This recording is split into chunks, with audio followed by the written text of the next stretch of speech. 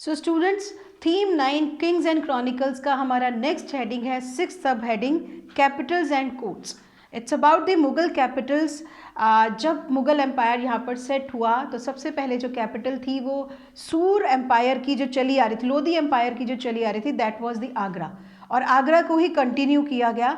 1570 में आकर अकबर ने न्यू कैपिटल एस्टेब्लिश की, that was the Fatehpur Sikri, which was after the control over the Rajasthan पर अपनी विजय, रणथंभौर की अपनी विक्ट्री के बाद उसने यहाँ पर ये नई कैपिटल एस्टैब्लिश की, जहाँ पर एक आर्किटेक्चरल बेस पर हमारे लिए एक बहुत अच्छा मोन्यूमेंट भी है, बुलंद दरवाज़ा, जो हम देख सकते हैं। उसके बाद हमारे पास शाहजहाँ का पीरियड आता है, जब शाहजहाँ ने कैपिटल आगरा से हटाकर दिल्ली में की और उस कैपिटल का नाम रखा गया शाहजहानाबाद। डायनेस्टिक रूल के हिसाब से कैपिटल्स का बनना, बिल्डिंग्स का बनना और बहुत सारी नई चीज़ों का स्ट्रक्चरल फॉर्म में ऐड होना, it is one of the main immense reason that how the Mughal empire use to celebrate their victories, wanted to show their authority and their superpower. Next is about the Mughal court. Mughal court is very important topic because इसमें यहाँ पर हमें ये बताया जा रहा है that was basically a place where on the hierarchy basis nobility used to sit and Mughal emperor एक बहुत ही अथॉरिटेटिव तरीके से अपना रूल रेगुलेशन वहाँ पर चलाता था। एंड सोशल कंट्रोल पर पूरी सोसाइटी कोर्ट में केयरफुली जो था एड्रेस किया जाता था, एम्परर को सिटिंग अरेंजमेंट रखा जाता था, उसको विश करने का तरीका अलग से था। The method which they have to follow that was the in the hierarchy the salutation through the चाहर तस्लीम एंड ज़मीन बोस। चाहर तस्लीम का मतलब था 4 बार एम्परर को सलाम करना, और ज़मीन बोस मतलब उसके सामने ज़मीन को चूमना। So these are the criterias. अगर आप इसको थोड़ा सा और समझने की कोशिश करें तो आपको ध्यान होगा कि 11th की हिस्ट्री में भी हमने जब मैनर सिस्टम की बात की थी, लैंडलॉर्ड्स की बात की थी, नोबिलिटी की बात की थी, तो वहाँ पर भी राजा के सामने अपने आप को सैल्यूटेशन के लिए नाइट्स जो थे, लैंडलॉर्ड जो थे, वो सैल्यूटेशन करते थे। Next is about the Thomas Roe का एग्जाम्पल हमें मिलता है कि जब वो यहाँ पर जहांगीर के कोर्ट में आया तो उसने भी यहाँ पर देखा कि it is same as the European custom which was followed in the medieval Europe.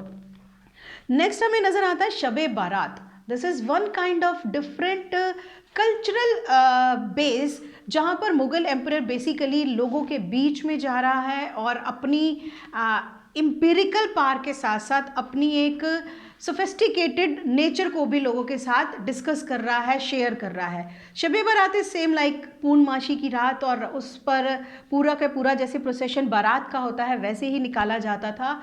Emperor use to sit on elephant, और उसके नोबल्स जो थे वो उसके साथ होते थे उस एरिया के, और पूरा जो मार्केट या कैपिटल एरिया था वो बहुत ही अच्छे से डेकोरेटिव होता था जहाँ पर वो जाते थे। सारे मिनिस्टर्स उसके साथ होते थे, और ओकेजनली इस पर्टिकुलर ओरिजिन को, इस पर्टिकुलर कल्चर को अकबर के पीरियड में फॉलो किया गया। Next particular thing which has been followed by Akbar, that is the jharokha Darshan.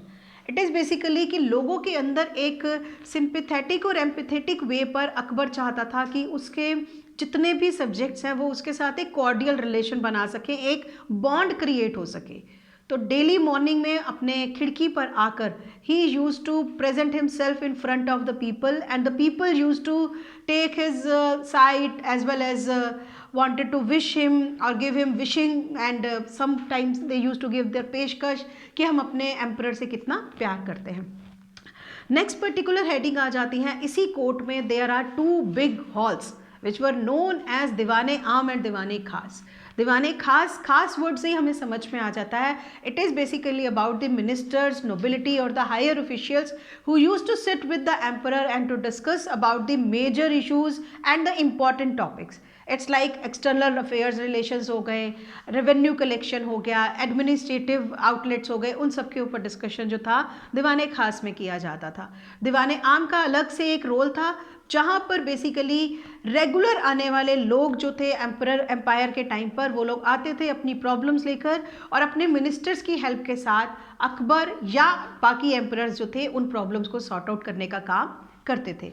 So this is also very interesting topic because दीवाने और दीवाने खास के ऊपर आपके ऊपर MCQ भी आ सकता है और डिटेल्ड क्वेश्चन भी छोटा आ सकता है.